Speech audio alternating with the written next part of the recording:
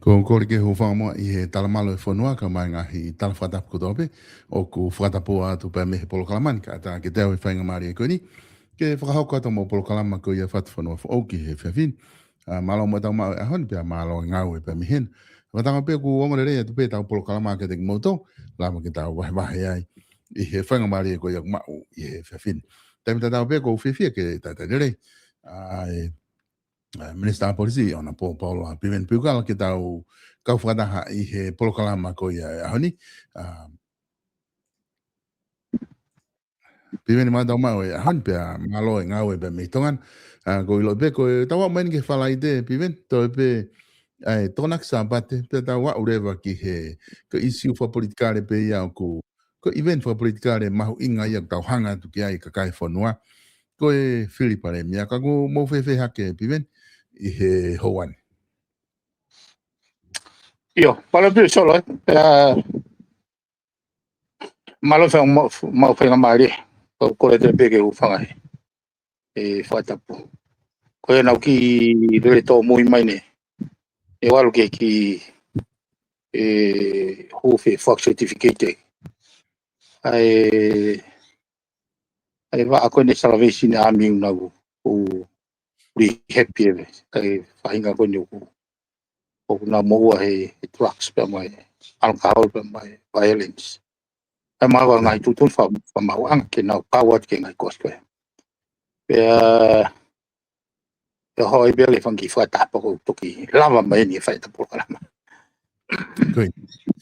Ko konga ko ni ko konga I ho fatongia ko ia I he Minister Polisi po ko konga pe ia I he mea kona he drugs ko na ke kau ki ai. Ai ki mea kona. Ko fa fera mai ke motuani he ku ke Minister Polisi. Pe au folawa ngalo ya na tu fa manan pe beniu. Pe au tranco au io pa tange ko au lo to suspend ke na kume Minister Polisi. Pa tama ke walang pe au fa nga to to fitu. Ka le ko polo kala mau na expressment na to la ko Minister Polisi. Au fa nga na to. Mo ni be ko ke Minister Polisi ke ke revoke tu io posisioni. Ka kulo to suspend mo Minister Polisi. Kaya ko na fa na to na makatuunga ia I he ngau e gon ke drugs na na mau mai pe ke kawan ki ai ke na vai ke mau vai anga ngau e na fa hoko I tau mo ta tau be o mai me ne afio ke whakangata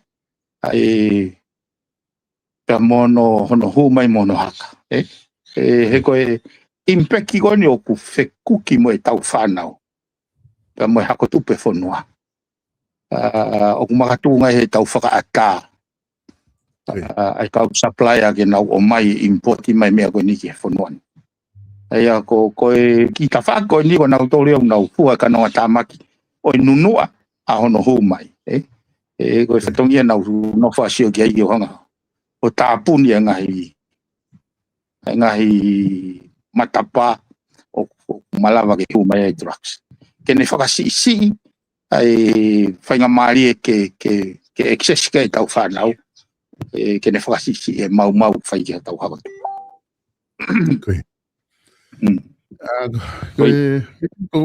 Wakai hifo ki he taha o ngahi newspaper wasi ai whakarea o tāpa mo whakarea ko ni ko Tonga minister suspended over corruption claims. Aia ko uhinga ai newspaper ku nau tuku mai ko ku tuku ko ki tua ko ngā ko corruption ko whaihala claim ko whaihala pe ku nau whai pe ki whamatala pe ai hange ko whia mau ko ia ai ACC ai tau ko whaihala ke tuku ko ki tua ka lava ke tau adaina ke nau whatotolo na nau pehe whoki he reporti ko ni ko hinga he ko hia ko ni o ku tuku ko ki tua o ku serious e hia ko ia ai aku o ku he hia o ku ke beka ki hia si ko hia lahi eni o ku very serious a bit hia pe ku nau pehe rewa ko ko konga taha ku o ku whahoko he pure anga ke nau whahoko no suspend ko ko konga ia taha e nau ngā unu ke whapapau i ki he ki kakai e whanua e nau falala ki he ngau e pureanga. Ke nau kei falala mai ki he ngau e pureanga, pa mo integrity ko i ngau e pureanga, pa ko taha ia ngahi tua ki ai konga i hono suspend ko ko i ngā me ngahi tongi e whaka minister ai ko a koe, ka ku o mai behe ni he ongo ko ia nau tala mai o ku whapawa i behe ACC, te nau o atu pe ai whainga maari e tatau pe ke ngai whahai ke o mai e nau ngai whamatala lotonga ai whatatolo ko ni kunau whai. Pero taha e mea na asi he report ko ni ko issue ko ni corruption ko ni ai minister policy o ku firm ko issue ia ku agency ai whawawave au pito. Pero ia e tau whinga mi agi he kai whai mo whatatolo i mea ko he whawawave ko issue serious offense. Malo biso hono o mai e whaitai mention ko ni ka koe tu ofiha ni e ku whakatala noa ke issue ni. Moe ku kei nofo pehe lau tatau. Ka mai halai pe pasikareti o hiri he tawhake ai pala ni sime he pa hiri mai ke isi he kei mamafa kai pe pasikareti lai pe pasikareti o kai ke o hanga o mahino i pe ko hanga fe now sensationalize ai foi issue woni ai ngo o makatu ngai ono suspend ko o ku kai tuku ke to fa pe ta te tala no le pe ki ai ko gulau go ki mo a pe ke pe gulau he hauni ka toi o mai foi issue go ni he a honi ke o fai tu ni ai I will repeatedly do the same thing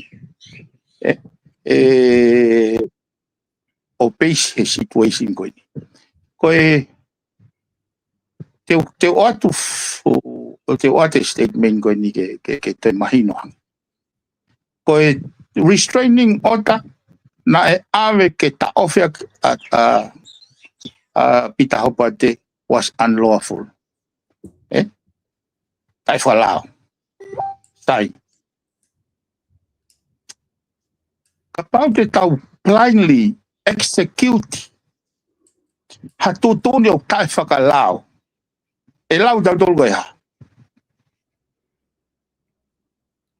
Ko uhinga whoke uhinga whoke e kuwhatanoa mea koe ni he nau kau hono o hake issue koe ni he wakawa koa wharearea e kai ke utui ki he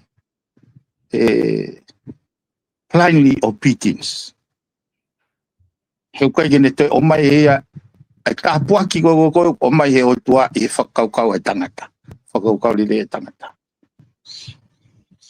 solo koe keisi koe ni o ku ai ngawe ai loia ia pita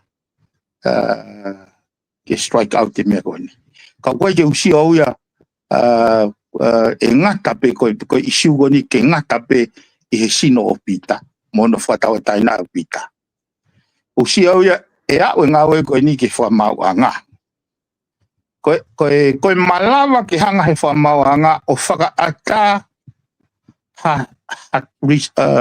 restraining order i he process o kai ke whakalao o ki au koe crime ia, koe serious crime ia o ka ton ke whai ke tokanga au mone lau o e nau hewe e lango ka nau wholofua e kāmeri o kou lau au ia e ku action na e whai kai ke na te kehe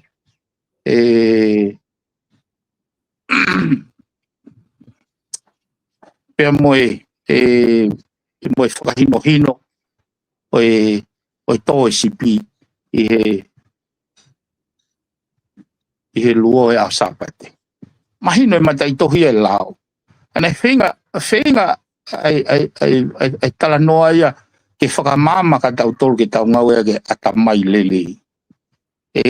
Neongo hono hao holo he kau sātu simo e kau whare sia asi sumo ne kau ako he mau sapate against the letter of the law.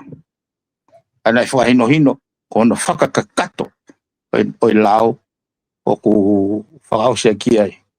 ai me ofa fisi mo ai o tua o kune whama vai ai tangata me mon manu. Inga wea ki ata mai. E me ko uhinga lele. Ki au, ka pau na te wate tau hanga o Filipe o scenario. Ka pau na u sustu tu nothing. Pe au kore whamore pe ka pita. Palo pare ma koe whakamau o swai tutu. Ka ke lava fo lawa pita. Kai lava I pita ea su pure anga. Kai ke totongi he whakamau ia pe koe loia koe na ne whakahu ai restraining order. Totongi haka kai totong tu hau. Koe uhinga whatala noa mau peke o hake fofonga kakai. O maalunga ange he te sio kita. Paunau sio kita. He kai ke more haku taimi aku. Wala maa pe awia. He kai ke uwhelo tau ke mixe koe fu taimi koe ni te ke whai whiri ia. Taimi koe ni koe lotonga lere ne kātoanga koe te au tau te au ni manoa. Ai whaka ilonga i fuoloa ai maa he whanuan. Ka ko eloi masi e solo o whaka malo pa ko ofeina pita. O tuina kai o mai noa ai isu koe ni. Whakahoko mai he o tua I he tangata koe ni. Ke mange mo mahino ange ai ka meri. He tauhanga tau tō he lango. Kai ke toka ngai ka meri. Ai ko kuhinga ai whai hala ku loloto ange. Ai tō tau ataina kakai. Ai o ange nau totonu whakoni sūtone. Ke raki whanongoa ho nau reo. So ke lao koe peiru te. Koe whatongia whakamau. Kai ai rewa ha taha ku o ku whailo. Ai rewa ha taha ku whailo. Kua pau ke raki hopo I patok tau tia. Koe totonu whakakoni sūtone. Koe lao koe he peiru te eki lewa. Kua pau ke konsita he whakamau. Ai pui tu ai tangata koni o whaihia. Ko ene ngawe anga, ko ene falala anga. Pe ane toki hanga rewa o konsita hono peil pe ai o restraining order. Ko poine ko hanga o hake. Ko hua ke whakamau o eke issue, ko ene tari o kai ke ilo ai tangata eiki. Sai, ko wherewa solo. Ai whatongia whakamau o whakatatau ke lao. Kene konsita ai atakai o tangata whaihia. Mohono pui tua, mohono falala anga, ki mo agune pe atu sai te upeili koe ke algo ko moapi, pe te utaufi koe ke o te ke toe folau. Whai foi taimi ko ya. Ai koe ku poini o ku peheni o ku mau e konistu tone, he ngā ue, ai whiongo I pe tamate ka mo tamata. O ku ikai au pito ke malama e ha whakamau mātuunga I ha ex parte applications. Kene hanga ta ofi ai pe tau e totonu, pe tautea. He ke au koe ku lau koe tautea. He ikai ke tautea I koe ka ua lewa kua uruaki hopo I koe. Ko hono ta ofi. O more ene tiki te ke lau ia koe ha. Koe ta tautea. Koe tautea ia. Tanai whanongoa no reo ikai. Nai wange ne natural justice ikai. Koe uhinga ia na aku maua loto lahi ke uhuge whamau. Ke eke. Koe hae makatu unga. E ki hia koe. Solo koe restraining order o mai ki he. Kakai o ku violent. Pe ku risk ki society. Te kia ne konsita. Koe fitu ngō fulu mālo en. Ka pote tau mai ke ata whalahi. Tau pe koe Palestine koe ko ahio. O te ke mālo. Pe mo uipe. Ka kua os mālo me Palestine. Ai ko na ko karipa ai ka kai go o ka tala no ai. Pe puke ia o restrain ke hange hatanga ta fai hia. Hange hatanga ta ka falanga ke society. Hange ne present ha risk. Ka pau e ke tawataina e mau ai hako tupu to kai. Fai na me apehe. Ko feila ia. Ke awe solo go fa me pango ia. Ka hange ko no hulu i mai ki tua is serious allegations. Ko minister corrupt. Fiwa no whakaukau pe koe halau maari nei whatua kini. O hau peke ahoni he tata anoa goni, te keke whetu tak. Tua taha mai. Ai ACC ke nau whakai keke au. Ko osi ave e ku ngahi whakamatala, ave e ngahi i tohi. Taha toa pe, o whamatala i situation ni, mo e ku admiti pe e ku o kui kai ga malhala ko mau. He ko no nga solo he na utai mo na ola to i pa nai.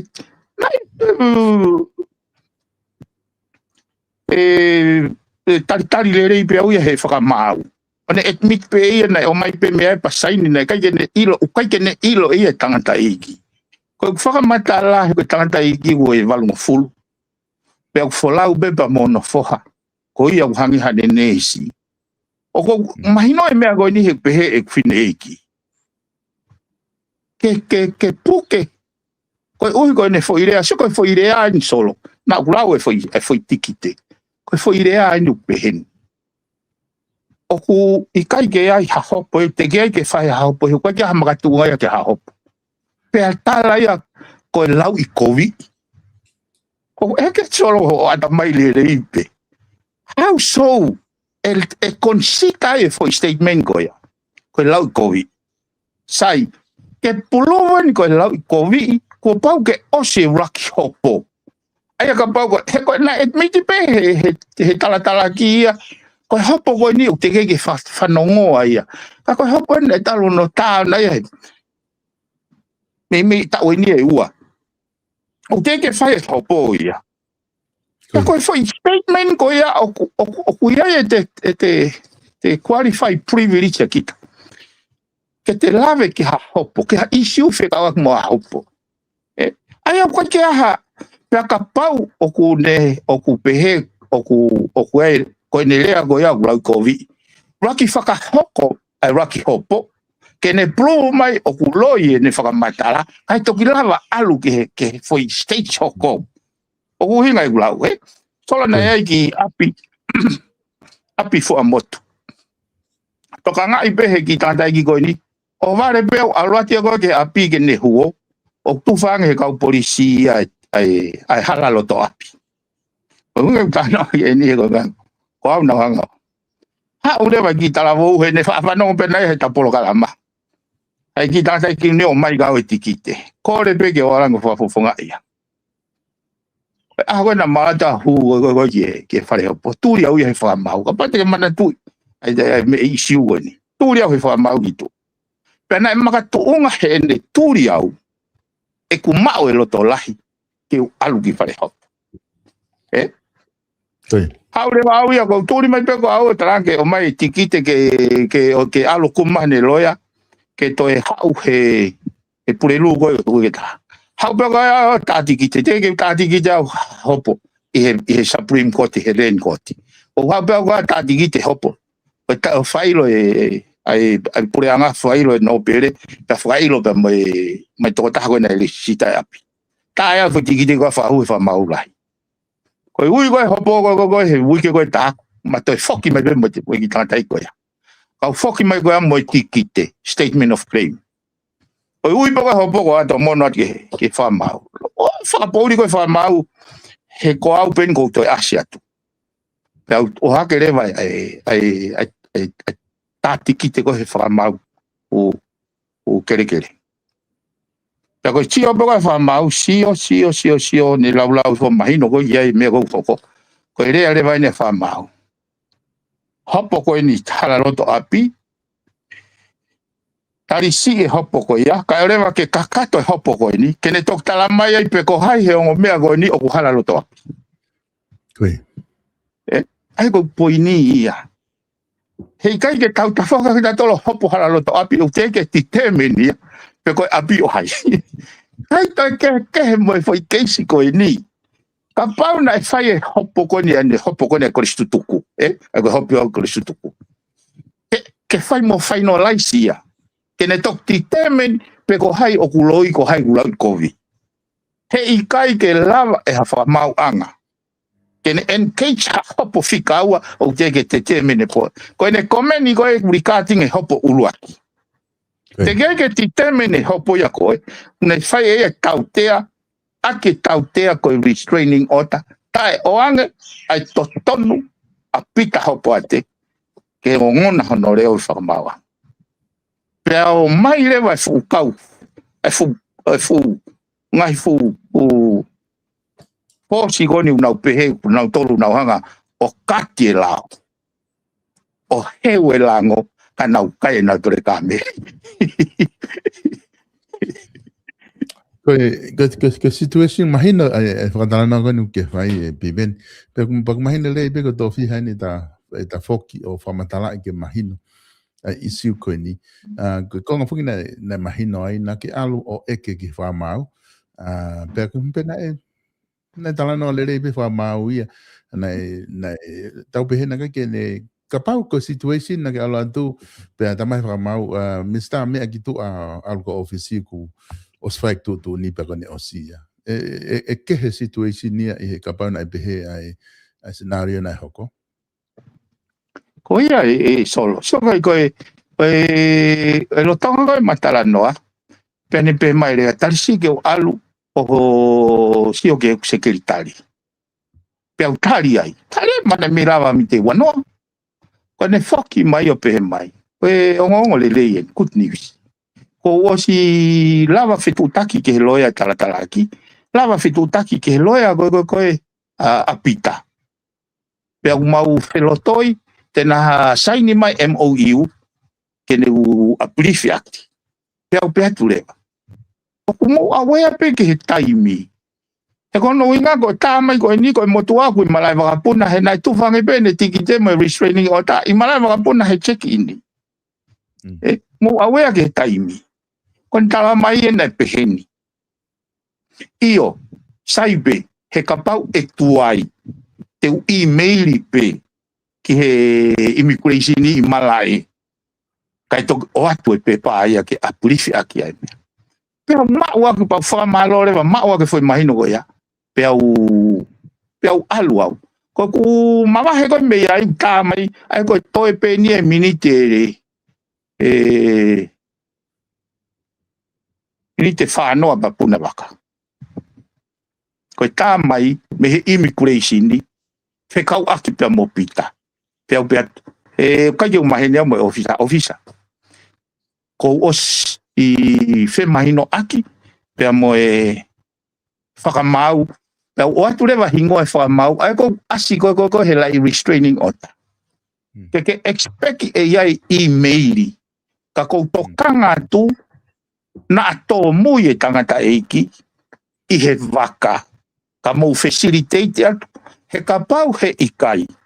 Te tauhanga puke e anloa fule tauhanga puke. Ai ko whakamutala noa e koi ki ai. Ai pana ko anga pea e ku vahe ki ai. Ai mea koe na mau whi mahino aki ai. Ko toko foi ki toki ilo pea uia he aho koe taha. Na ikai ke whai e foi MOU uia koe ni. Pea u whetaula ki au pa mo Antu ke taiminia he kātonga i koe te au ni manoa. Tok whetaula ke tau he wainga koe ai tala. Moi whakamau pau eke ai. Haneo nai hoko. Hane neka ke whai e mea na tau area ki ai. Tamai e kai ke wanga i loi. He koe ngā nei nau whakaongongo ke ongo loia kai ke hau e mea aia. Pea u whetutaki rewa ke he loia koe a hopo a te tamai. Koe nai tuai. Nai toi timania he loia koe ke tiposi te uafe. Kai tok saini he mea. O tai mo na ma mai wa fe ko spuna vakaya pe ma mai o ngo ko spuna mo pe kai le ke na te hanga na o fakatakato Ai ke awe ko foi ko evil spirit ia na fai ke ngawe loya talatalaki. He ko isi o na nau felotoi ke tuange. Ko ha anga e nau saine MOU kai ke ta ofi be kai ke lava mo tu afolau. That will amount to unlawful detention. May mo o por anga ya ka ko me ko ngo e o frustrated. E ka mane e fai e totong e hata ai mau go ya me he kau fai tutuni ko ni. Totong e ka kai tong tu hau. Ko te o mahino biven ai whakaukau ko e konga ko ia. Ka ko pēr mo ki taki unu atu i whakaukau ko ni. Ko inga he ku mahino he tu koe hao ni na u whakasio hifo. Koe ki te ua kantiteti, koe ki te tolu kantiteti ke iua pe. Pe aku tokolahi i hono o mai ko he mea ku os mahino pe ko e toke ta e sakek pe mo lot whanua. O koe ai whamatala ko tuku mai. Pako ila pe ko taimi pe ni e lahi e ngai whamatala. Oi whamatala ke he ua tuku mai. Whamatala taha koe telefoni, private pe mana hiki handaha o tuku mai ki he mea. Ai taha kau minista, mateni tapueloelo. Pea koe whamatala koe ko whafofua atu ki ai, koe whamatala ni he taimi ko koe na movon si ai koe o tuku kitu o whafisiko a sobaleni. O ke he whakaki ki ngai whamatala koe. Ai aku mahino ka ki madole mau whanongo ki whamatala. Neonga koe mea ko osi. Ka aku whai peho ai umea koe ni loto. Ungana e pehe whamatala. Ko tu koe whili koe pare mea, whili a sakek. Ai ke toan pare mea, na mo tawak toko wha. Pea mo whiama ore mo tolu ke toan pare mea e watata ka koe ko maanteni. Kako unga ko watu e ngai whamatala. He ko taimeni ukulahi ai whamatala asi mai ke social media. Ko whamatala rewa taha ku tuku mai, ko whamatala ia lot whanua. O tuku aki, ko ngā, kau taha whakatau passport, ko Henry and Partners. Ku whakatau panga taha kilu, hiwa mano, Amerika, ki he passport. O pehena e whakahu e kore koe ni, i he pureanga o Sovaleni, pena e whiungai me hoko koko ne a diriu pea tuku i whai. Pena pena te whakahua tu ki he pureanga koe ni o tukata aisa ke ake. Ka koe kongai ni o kuwhai kia e hono o whakawhehu i kuwhai umea koe ni. Na behe na e tāna ne pose o behe koe toko tahata tau pe ni. Na ne hanga release koe fo i tepi koe a koe mo tu i la ke pā. Koe toko tahata tau pe ia. Na ne hanga release my information koe ni ki he whiwaki pa mo whawhanua. Ai mahina pe koe whakatau mua pe ke tuku hifo ai no pere. He kuhanga e whoko mea na ke kamata whamatala ke ane a whi. He kai ke hanga taunu mai pe hakau taha hao ai o kapau ta ofi he tau lao. Ko pau ke he konistu tone. Ko pau ke o mai o awe pe kapau ko e whia mau ke whakatau ko. Ko pau ke ai o process ia e huu ai. Ko kai ke uhinga ke pehe e pare mia pe a whawhanua ia. Pe te tau whakatau passport le tato he aha hoko. O sipe koe ni pare mia ka mata le tau whakatau passport he ko si ai kau taha ia te nau. O stu na toke whakatau. Ko e tau lau te tau process ia. Ka ngai whamatala ia ko huu mahe dai ni mi ku whewhe ho wakai ki ai. O ku wheunga pe ia mo taimi koe ni. Ka ku whewhe ho wakai ki ai. Toi ni aha whia pa tau whai whiri pare mia. Ki au solo ko whamalo au e hoko i lawa. Mahino ka te au e intensini. Ko intensini ke whana ia whanua. Intensini ia. E ko wilo na e hoko mea koe ni he ospe koe tapolo kalama. Asi mai lewa. Ai ko ngai ko osko ua e mea. Intensini ka kai te kaupe. The same people. Kau o ate whakau ko ni solo. Hena e seni mai he kau pou mai. Kau whawhawhonga kakai ai foi pehe tokua koe information na leak. Solo, koe leaki koe me tabe he kabineti. With the same evil intentions. He koe mea koe nana e o mai aga mai tolu he kabineti. Ka koe ni koe taria ni solo na peheni. Kai toi kehe ai whotunga o e foi whaka tupunga tau whehia koe ni. Mo e whotunga o e whakatupunga tau whihia. Nai whai a kilisi pa mo patoa. O taimi koe na pare mia a kilisi. Na o mai laka tohi pe mo petitions. O mai petitions pe ko tohi tango. Ki whare area. Pe koe whare ane tohi tangi solo. O ku amanaki ke hanga a kilisi pe mo ene pāti o whakahuma lao whakapuripuri. Whanau ke foi whare aka. Waka o vete rei. Whakapuripuri ke to'o aki e mawhai a ene awhio. Na ia e fulongo ai moi hoha ai pau e pe mo ene awhio he hoha ai mea koia. Hangi ka te au nei hoko e mea koia o lita po i peke ki hono o tāpune whare area. Diso ue whare area. Koe eu fu mau pau ka nai hoha ai society ai. Solo koe mea ne nofo hau atamai pe whewhe tau whakaukau. Anga whewhe ke aha lau whakapuri. Lora tonga au tohi he konistu tone, koe whanua whakonistu tone. Koe lao ko toa peu pau ke kari mei whare area. Pe he ikai ke hoko koe lao ka rewa ko whamon hingoa kei tui. Sai. Ka paurawa pehe he tohi tangi koe whakapuri. Aia uhinga ia he ikai tālanga ia i whare area. Ke ilo he kakai. Kai whakapuri. Aia koe ku whakakau wofi taha, koe uhinga kau tohi tangi, e hau pia a kiris ko ia paremia, o hae e konga koe konistu tone, ai ko ia e mawhai e tui, pia whakotu ia e le lao, whakapuri. Kai te whe mau ke tala noa ke a whare area, kai te whe mau ke whamoni huafa ke tui ia. O ho vare pe tau tangata e unau lau e konistu tone, kua to'o hono mawhai anu. How else do you think te nauhanga operationalize? Ka pau o tala mai koe whakapuri. Si o koe create ai fia i he atamai e kakai, pea whekau ke nau oho ki ai, ka nau tata nau tolo. Kai toi kehe mo e whakakau ko ni solo. Sai. O hai nane whai, o hai une hanga o whai e umea koea. Na tau ilo lere i pe, koe whakafofonga koe ni, wawau koe ni tuila kepa. Kuia nei nofo tau whehia taha ke agris mo e patoa. Ai e ngai whamatalau nau whatu e mea whakapuri ke to'o e mawhai.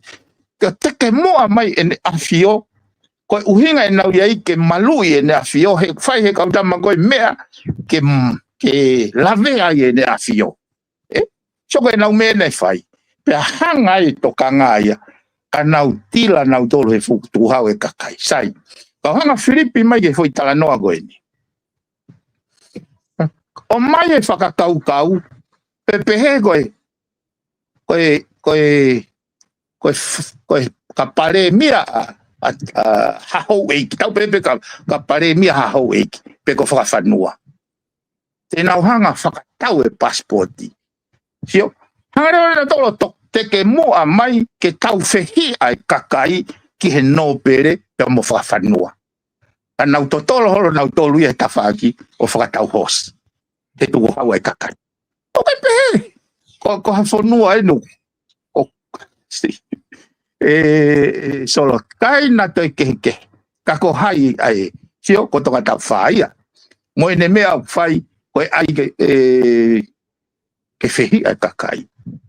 Ke nōpere. Ke whehi ai ke tui. Ko ngaka lava whai e nau whakatau hosi. Koe taria koe ka ke sio solo ke mea koe ni.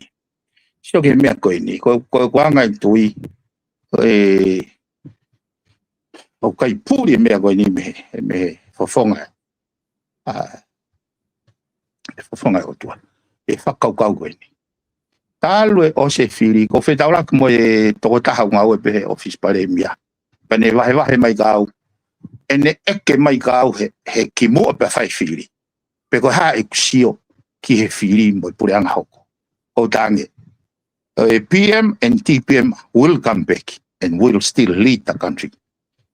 Mana confiteni ai. Tai mana o se closing ko ai fare area na confiteni ai. Na fia ke sio ke fia e da fio mono fare he tato ngai te ni manoa pe fia no ene he sio ke ai fia pe si ta mo oni o fie mau ke liu e mindset o tau fia pe mo langa akolo so ke mau inga go ke ta play in a function pe au ke me go ko tai na ku folawai na kali pe kapneti au ke poaki ke au ke tanak tu mai ki tai na ikai ke te amanaki wa evil now set up pe au o ko fa ko ba ta ni ma ko to wa ko ya mau tolu i ba kwai tau ki la ya mo sai ya he to go ya ma le to tau ye u ki mu ya fa fe to ta ki mai o malans on e vai a toxic ko a ta kai o ngai fa ta na kau ki ai very toxic kala no ai pe ko fehi a ki me fehi a ki me ai ke kala no ai pe ko ha ngau ke fai pe ha le te na tanaki papa we to ta fitu pa mo e wa ta o le yang e ngo tama ko te na fai na we me ko to le yang fai na me pe ko kala no ko tu hi fo pe mo fa ta hospe o mai portfolio ko kau o ato ai po ya ko ku fare e na fai ki ai hanga ton ospeta fa ta gi coffee go di hanga ton ko premia o ke o ange ke ho po pa ke fola go ki baba he ta we pe ko hai e premia ka overlook ko he minister mo ui mahino le wa corrupt be right from the start o by default o pa ya me ho noa he ta foka po minister mo i tai fai mai ho homework ka mo fa malo chino ko toke kai qualify ka to io fakalaka hata pe mahino le wa ko fatu hono pure nga corrupt pe au alu fokia o vale au pito he me ago nai ho kombo kwa o mai ki pe mahino ka te au o kuia e engineer o kuia e faka tupunga tau fehia pe pulo pe ki ai me ago ngoni ai ngoni to kiriki mai pe fakare ai kini he kanima ko rik information hange ni ko ene asi mai pe ko tau mate ya ko tau passport dia na o mai me ago ki cabinet na ku si o me ago cabinet na ku kau ono fa paki ke fa hoko me ago ya ko ui ko tunga pere nge swai fo no me ago ke ave ki fare area ave ke kakai ko fa kau go behind ai ko fa kau le ia ai na finga ke to ai fo noa me he fa falala mo tu house ya o si ai ngai mechanism me fa matalai o tier 1 tier 2 tier 3 a security mechanisms a ko me ko ya e to ki kala no ai ko fare area o kula go ko fit valu ko me e tu uni e fare ko me ai e fa hoko he ka minister he kai ke lava ka minister o fa hoko ha me ka tu uni e fare area ai ko sio ko lau mari o mai ke fatua ke ai fonua ai pure anga ke falala ke na fio pe mo hako tupu e fonua ko lau mari o tau feia fe sio faki pe mo sio kita ko me ai go mahino go he me ko na ke lave fo ke foi tepi o fe tala no aki ko ne fa fonga tomata fa ko elitos solo ko elitoia he ko faka kau o hui kai ke asi mai ki mua o mai ene whakau tala noa i mai he mama Aluia teke holo he ne kau pou. Whawhanga atu he pe o te mea ke nau riki mai. Whawhanga atu he o te mea ke nau whakamatala mai. Pe to haure vai o hange hafu ma oni.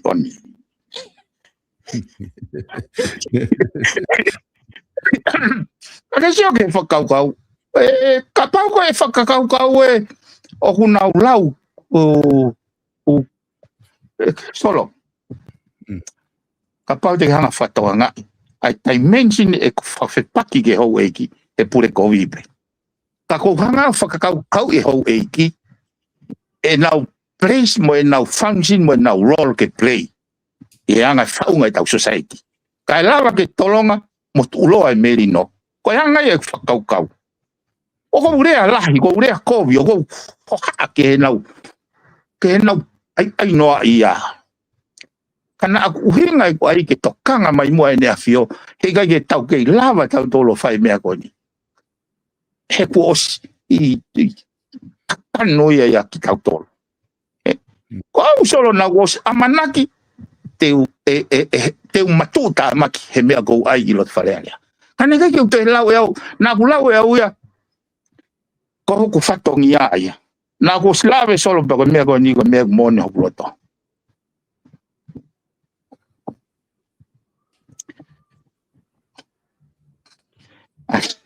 Ai ongo ki a te au.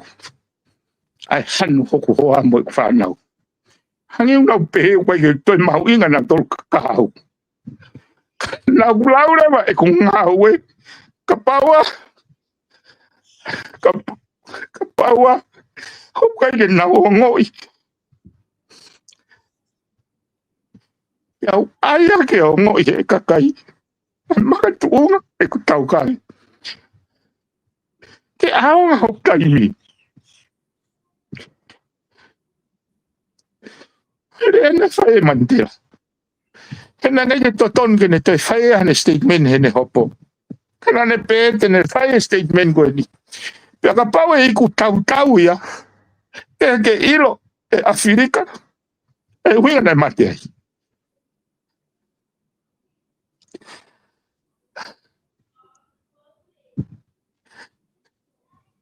Nā mahino i pe au ia. He kamata solo. Koe tau tatusi e tau whakalakalaka.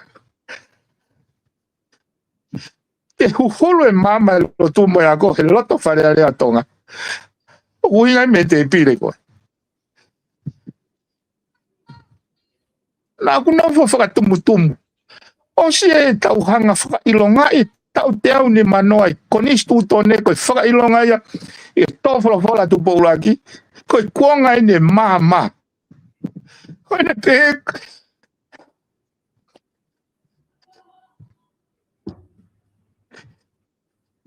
Hokuroto. Moi mea nau tutuni. Koe ia koe lao. Kau pāgi e te ia. Koe whakapouri ia. Ka koe ahau ni koe kuonga e mama. O mai ko ni sutone ke whai e kupure whakatatau kia.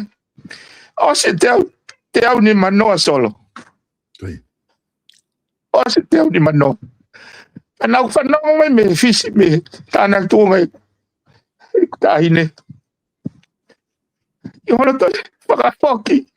Pe koe toi recommittee he tui ono. Ai whanuani. Ki e otua. Nake whakautange. Ka pau koe whakakaukau ane. Ai kau lotu. Ai kau ako. Ai kau whakawhanga o mai kai whalala i kakai. Ke nau whatu hapure anga ke malo e tau whanau. Ake a whakatau hosi. Ake a tau whehia. Whatu punga ke tau whehia mo whekolo aki. Maalunga sio kita. O tau amanaki. Ko pure anga whewhehia. E fua whewhe mai. E tau langa e whare. E makatunga koe one. Ne lulu pe matangi solo tae aonga. E kai tolonga pe tūloa. Ki au. Lai kai ke walo traga ke wahenga ke mo fili mai au. Ke walo minista ke fatafe mai halere ka ki mo tolu. Ko mena ku kore ko kovina ni te mo wahenga. Mo ofa mo fa na mo loto ke pure ile fonwa. Mo mai mo falala. O palo tikia te au. Hala ata ki au te mahu inga ia. Ia tunga kabineti o hulalanga ki ai iwo logo ni ko whakatala noa ki ai. O waka ilo tuko ai winga i kumafasia.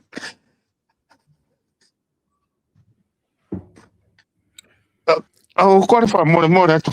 O mahalo pe.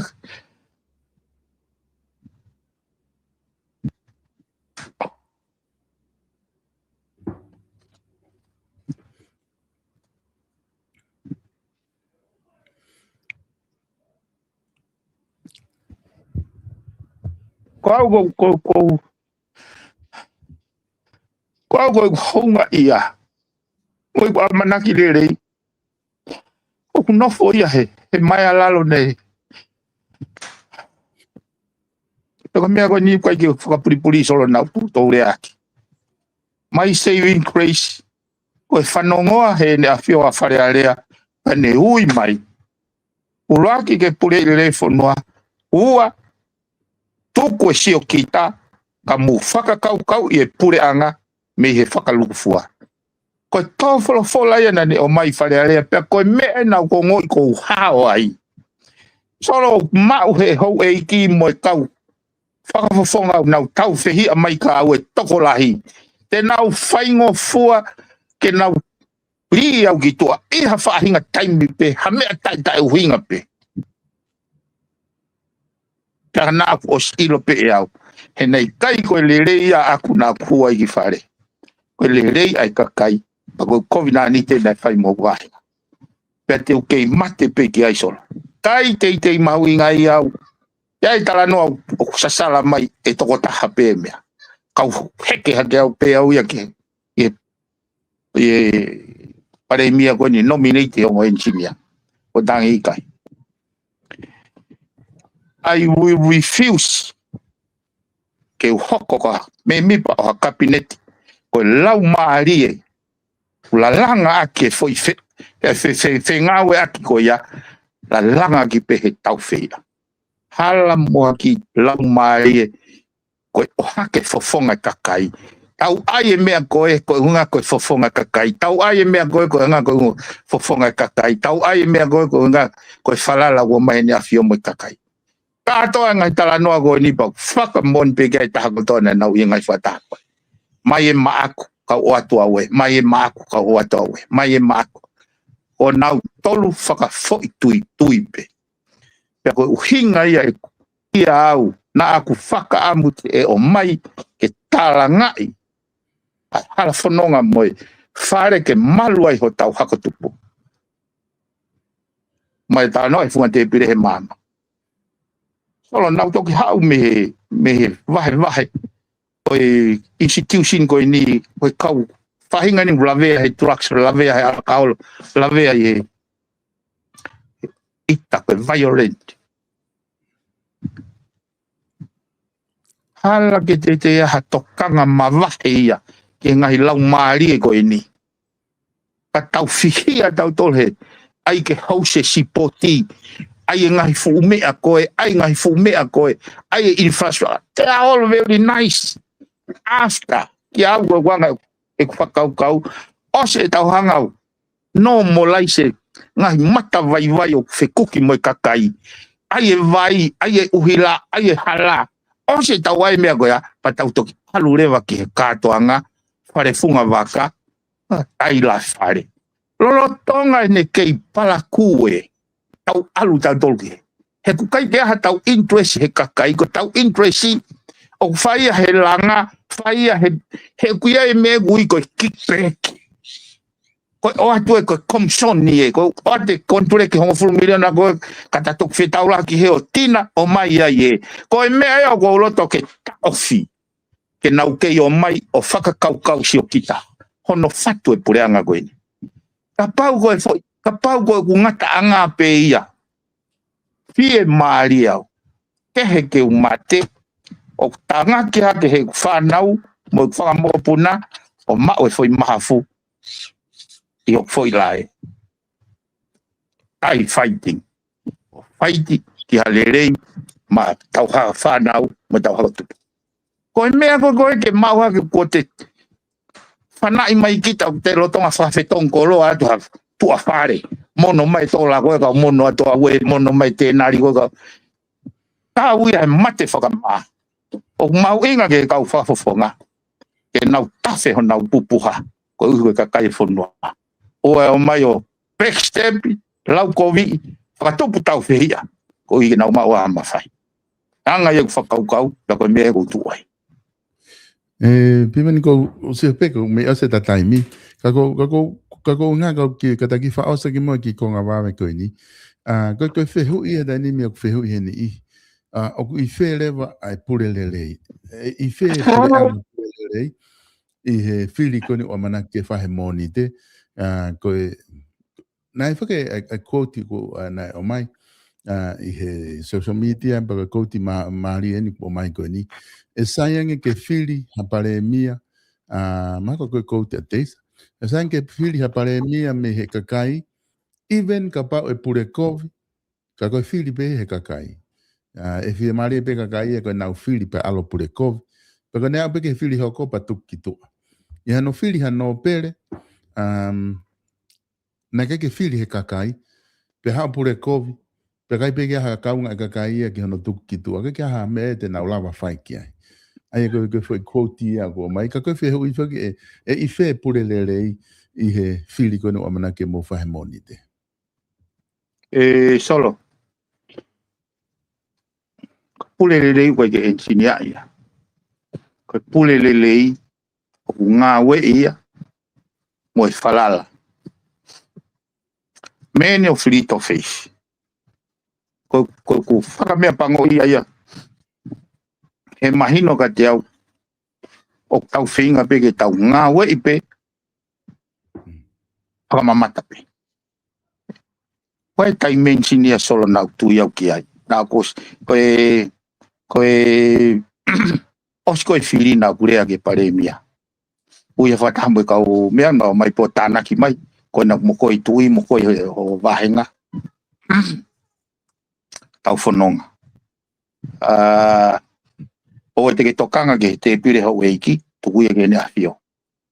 O te ke tokanga ke unknowni, tukuia ke otua. He kuikai ke puri pe unga. Nā ko amanaki au ko ia.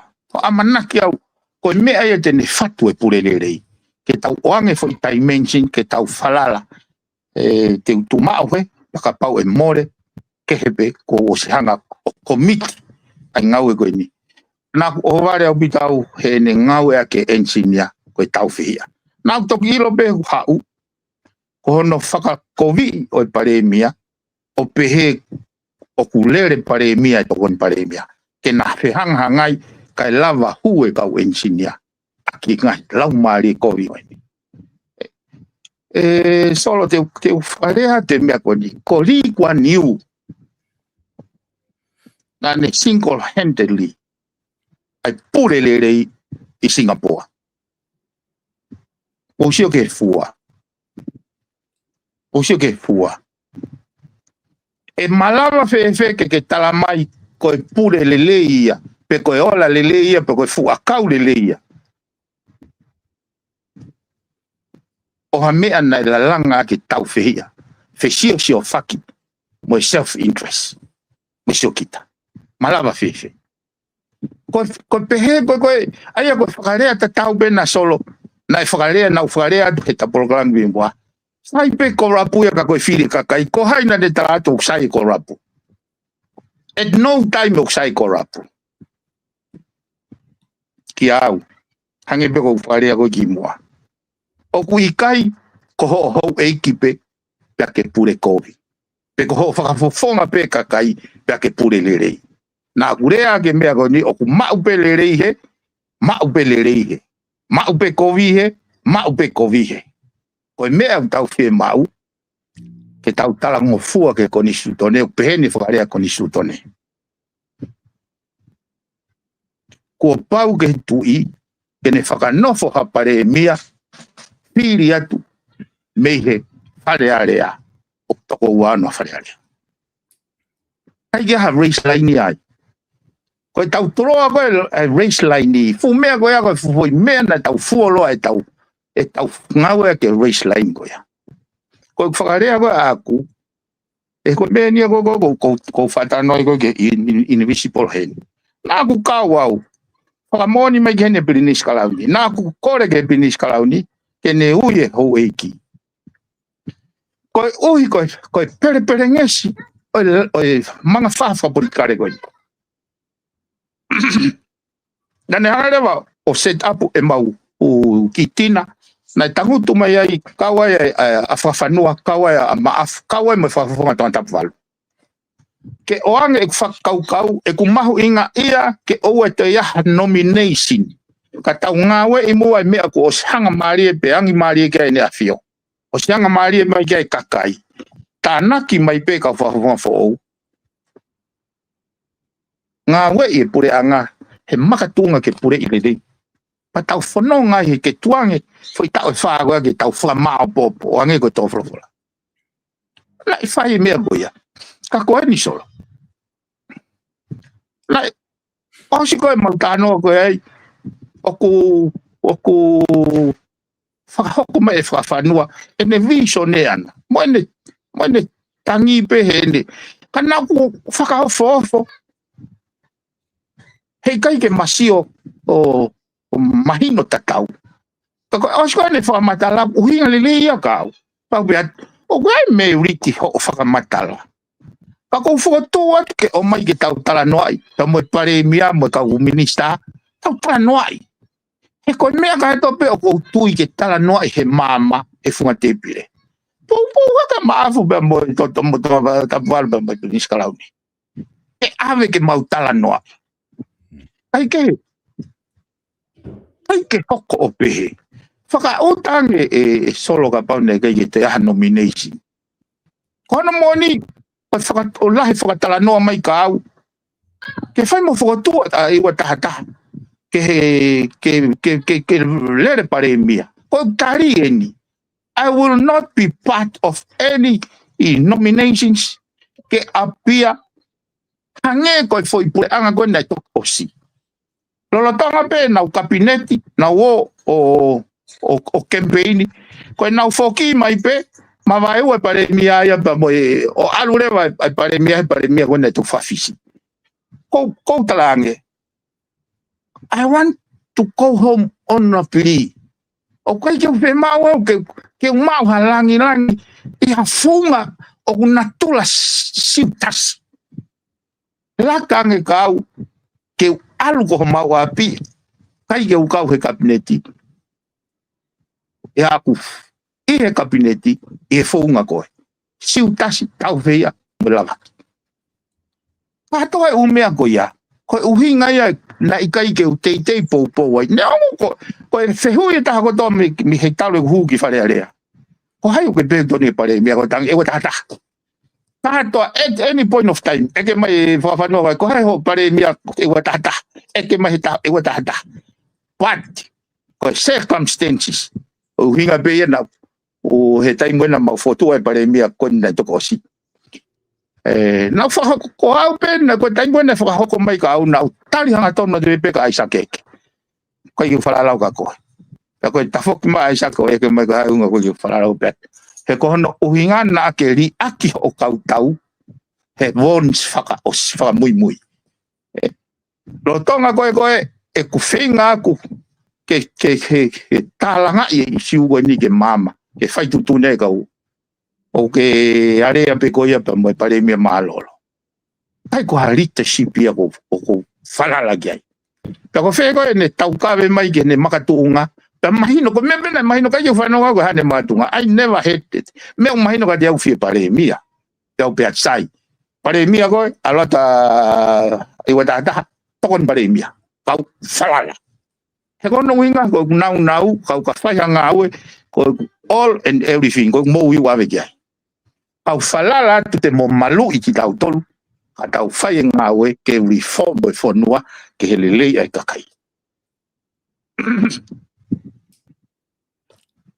Ko hinga e upehe. There is a invisible hand. Ko fusoko ko toki foki mai ko apule lulu.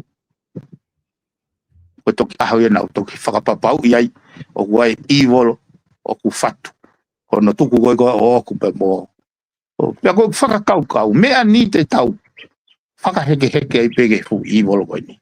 Ko whakamatara na mai kau. O kei kau beho mahingoa. He timi ko ni pare mia pe mo cabinet lorotonga. He hiki ni ma. Kau tuku mau ai ki tua. Solo ke whakakau ata mai rere.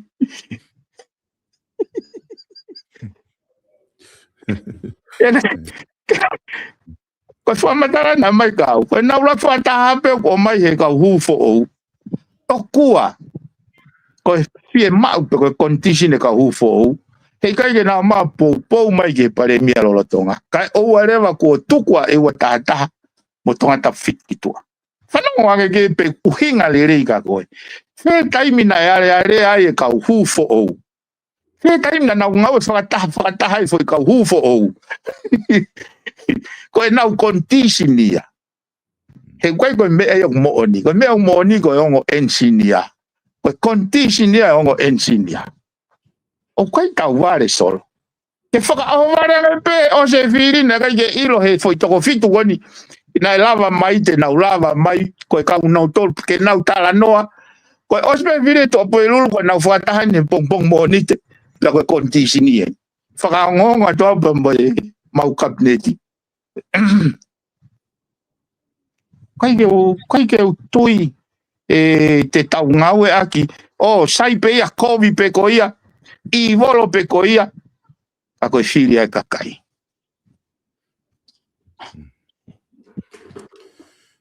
Kia auia, kuango ksio. Ka tu kari a ewa taha pa mo misika. He tawa ki te ringa o whakawhanua. O whalala ngiau ki ai. He tu kari a tui lake papa mo māteni he tawa ki te ringa ai pare mia lolotonga. Te whalala ngi.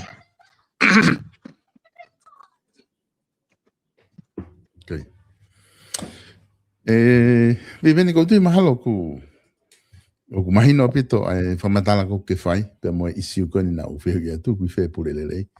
Ka koe ngā kata taimi toi pe whoka pongpong pe mo tawalo reke lotu sapate o lotu. Pa tau whoki marewa mo ni te mo huki whare area o whiri ho tau pare mia ke ne tataki tau tolu. He tau whāgoen ka hoko mai. Toi pe ahataha ke lawa ai o whai holo ai utalano a koni whai koni. Ka ku atpeke ke whamaapopo mai tapolo kalama, ke te toki maawai. Iwi ngai tau toki si o le vai. Alo so, ko fe puka whamari ko ni ke u. E u kore tu ke kakai whanua. O te mou puputu, o te mou ilifia. Mo foki ke rilo lotu i mai whanua. O ko uiai e amanaki lelei ki he mai alalo ko ene afio. Hei kai ke utui ke ne hanga whakamahu inga e tau te au ni manoa e māma he whanuani. Pane toi re-commit hoke whanua ki e otua. Pane tuange le vai e whare area unau whai tutune he kahau. Pea mo e tuhau e kakai. Ke nau. Ngau e aki. A ngahi lau maari e uri. Kono whatu e pureanga koe. Mea pango ki au tangata le rei pea sake ia he ku. He ku. Ki time no. Ko ye nega yung mahenya mo saka yung mahenya mo. Pea mo Daniela. Kako i time pe ko na ngau e ai. Nai automatic pe ko ang e ku falala. Ko apare mia ke fonwan. Ko e watata. Kako ui ko ku mate aki. Ke oa apia e ai pe hono time. Nai totonu he koe whakakau aku ka pau wahane whakakau pehe. Mau whata o haki. Ko whewhe tau sio. Ko angai whakau ne tonu ke pehe. ui he paremia ka pau whanonga tala noa ui paremia ton paremia ko whanonga he tala noa ko mea eu hoko ko haho lau ki ai ui ha mau whakataha mau tolu koe kabineti ko anga ni ko tau kabineti ko anga ai wakai ne afio ko haho mausio ke tau hoko atu ko gentleman ni apa koe ne o mo oni ene tui moni ne lotu o koe ke ilifia be ha tafa ilifia ko mea mo mea wai na ai mea koe tarere ia ke stand like a man ai ko sio ko ke isio ni o te tau hanga te tō wha mau I tua. A tau kore ke mō whake o lotu. Lotu, hūge ni lo lotu I mai e whana. Fotu, te tau fotu pare mea. Wai mai alalo o amanaki hei gai lava hei tui o tuange pe fu meani. Ke hei wai rotongo ea ko ne whakawhoke whanua. Pea koe lau maari e o kou tui. Kono whakawhoke whanua pa whakawhoki rewa hau tau ata mai mo tau whaunga e whatu e lau maari e nai o mai ai tupu ura ke konistu tone ko konistu tone ke langa I whanua he ngahi mooni mea oi lotu pea o mai e whawhonga kakai whakatau he tai nai nau to anga I whakau solo te tuetai mini o ko upehe kai e toi whi mau ege ta toi polokarama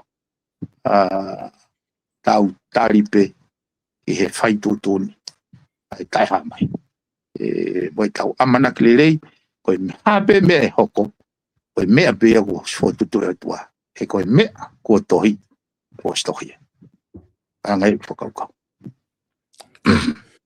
Piven whamalo atu ka te koe he lava koe ai polokalama ahani pea koe hangai koe lau ke o mai koe ngata e tau polokalama koe ke te uwhiri paremia tau toki a opikia he mondia koe konga mahawinga e ua ku ke hanga o mai ki whakaose ke polokalama ke kakai ke nau whoki peo fia maari e ba nau whoki o lotu e tau whiri paremia ke tatake o tua pea koe ua ki ai koe mea koe ko ostohi pe e paremia e ke whiri he moni te pe te tau e pe koe hai mea i e te tau whaika ko ostohi pe i e ko hai paremia tene tatake whanua e tau whaako ni e hoko ia e ha moni te aku whamalo atu piven he lava koe e ndangahi polokalama koe ni ko lava whalere mai e ken tau toki sio pe he moni te koe hai tōkunga au ki ai pe tau toki hoko atu ai whamalo atu e kainga I he lava koe ke mō kau mahi tau ngahi polokalama ko ilo pe ku mō futokalahi apito pe ku mahina pe te makatu unga koe